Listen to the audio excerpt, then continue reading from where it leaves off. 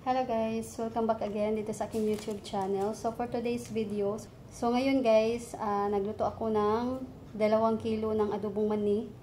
So ayan, malamig na, kaya ayan.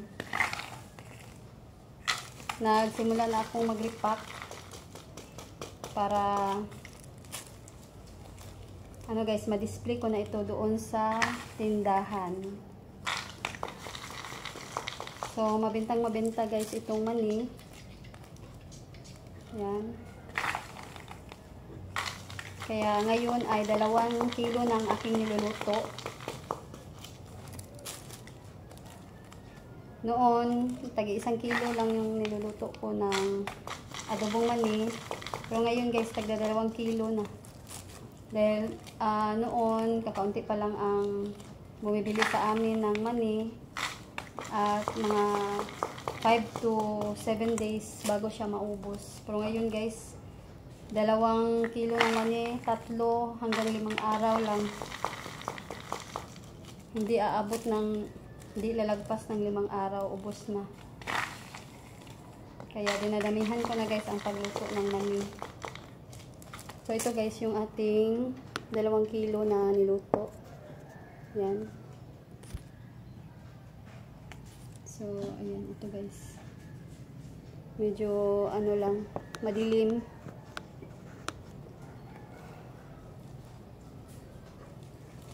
So, ito yung pangalawang kilo. Ito. So, 2 ganito na guys. Ang aking naripak. Ito yung pangalawa. Ayan. Ito yung pangalawang kilo. So ako guys ang nagluluto ng adobong mani dahil mas malaki ang ating kikitain kapag tayo ang nagluto. Para sa akin, malaki talaga ang aking kita dito. So tag 5 pesos lang guys ang aming bintahan ng aming adobong mani. So ang gamit kong plastic ay 1 and 1/8 by 10. So ito guys, 1 and 1/8 by 10. Ayan. So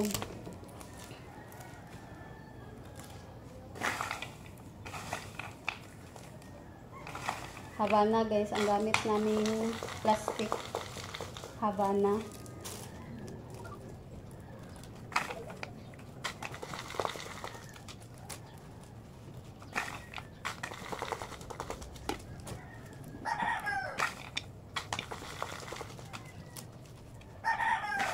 So titingnan natin guys kung ilan ang ating magagawa.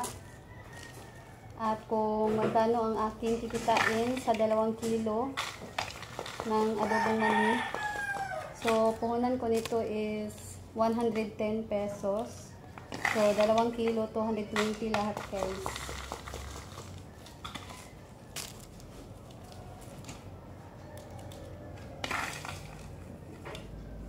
So, makaubos tayo ng mga isang pack dahil 100 pieces ang isang pack ng plastic. So, makaubos tayo ng isang pack at may ilan guys na sobra na magagamit sa pangalawang pack.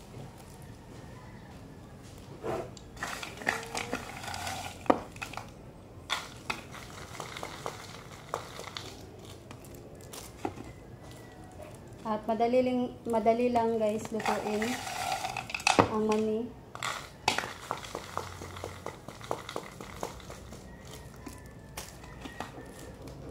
So, kailangang bantayan lang natin ang pagluto para hindi masunog. Dahil iba na ang lasa kapag nasunog ang adobong mani. Mapait na. So, dapat yung tamang-tama lang yung pagluto para matamis pa rin ang mani.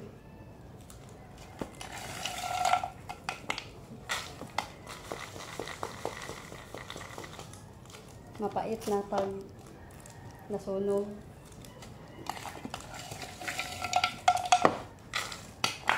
Malapit na itong matapos.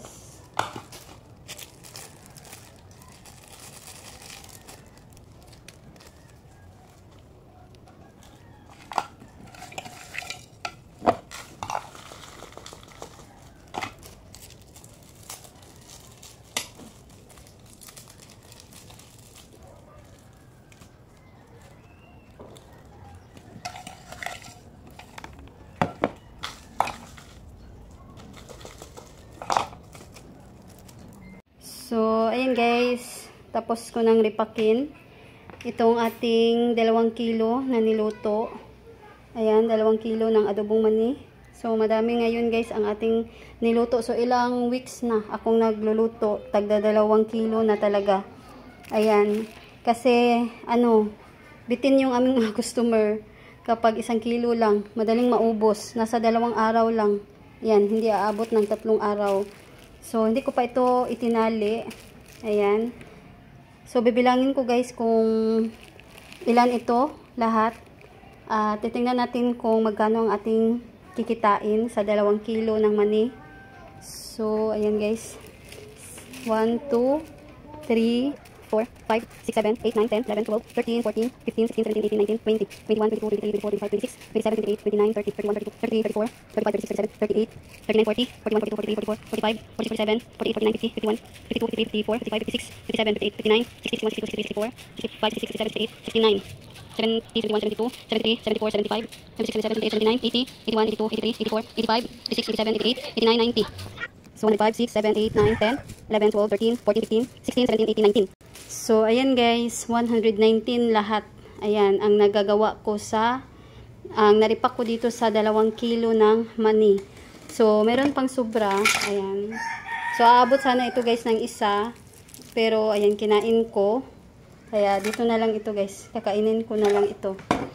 So, meron tayo ditong calculator at papel, ballpen.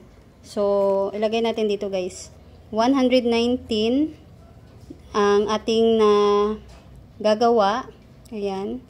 So, i-times natin sa 5 pesos. So, 119 times 5. So, pumapatak guys na aabot ng 595 ang ating kikitain. Ayan, kapag nabenta lahat. So, iles natin sa puhunan. Ayan, sa 2 kilo, sa 1 kilo, ang puhunan natin is 110. So, i-times natin sa 2 dahil 2 kilo. So, 110 times 2. So, 220. So, ilis natin guys sa 220. So, 595 less 220. So, pumapatak guys na ang ating kikitain. Ayan. So, ito yung tubo natin sa 2 kilo ng mani. Mabot guys ng 375 pesos. Ayan. Ito yung ating tubo. So, iles natin guys. Pwede nating iles yung ating plastic. So, yung plastic na ginamit natin is 1 and 1/8. Ipagpalagay natin or nasa 9 pesos. Then, yung ating mantika naman. So, yung mantika, nagdagdag lang ako guys dahil yung nagamit ko sa unang luto, yung sobra, nagdagdag lang ako ng 1/2 packet. So, ilagay natin dito is 20 pesos. Then, ang charge natin sa ating gasol or nasa guys, 20 pesos din. Matagal naman maubos ang ating gasol. So, 375, iles natin ng 9. Iles din natin sa ating plastic at sa mantika. Then, iles natin 20 sa gasol. Ayun. So, pamapatak na meron tayong net na tubo ng 326 pesos. So, ayan guys, para sa akin, malaki na ito. Malaki ng kita ito guys, 326 pesos. Samantalang sa ibang mga paninda, so, ayan, pag ready-made yung ating binili na mga paninda, so, nasa, lang yung kita natin sa isang pack. Meron lang tayong 10 pesos. Ayan. Samantalang itong ating nilutong adobong mani, sipag lang talaga tayo sa luto. Ayan, kahit mainit. So, kakayanin natin guys para, ayan, kikita tayo ng malaki. So, ayan guys, ito yung ating net na tubo. Ayan, sa ating 2 kilo na nilutong adobong mani. So, lagpas guys ng ating puhunan. So, ang puhunan lang natin is 220. So, ayan guys, ibig sabihin, sa 1 kilo ng ating adobong mani, ang kita natin sa 1 kilo, ayan, i-divide natin guys sa 2.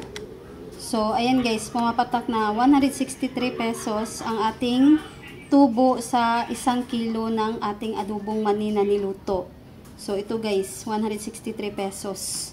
So, ito ay 2 kilo ang ating niluto, kaya umabot ng 326 pesos ang ating kita dito sa 2 kilo ng ating adobong mani na niluto. So, ayan guys. Ayan guys, ito yung ginagawa ko sa aking tindahan para kumita ako ng malaki. Ayan, then ito guys is mabintang-mabinta naman dito sa aking tindahan. Kaya, ayan, lagi akong nagluluto ng mani dito. So, ayan na guys, ito lang yung share ko sa inyo for today's video. So, nag-share lang ako sa inyo dito sa aking adobong mani, kung magkano ang aking kita sa 2 kilo. So, ayan lang guys. Sana ay nagustuhan ninyo itong aking video for today. So, thanks for watching.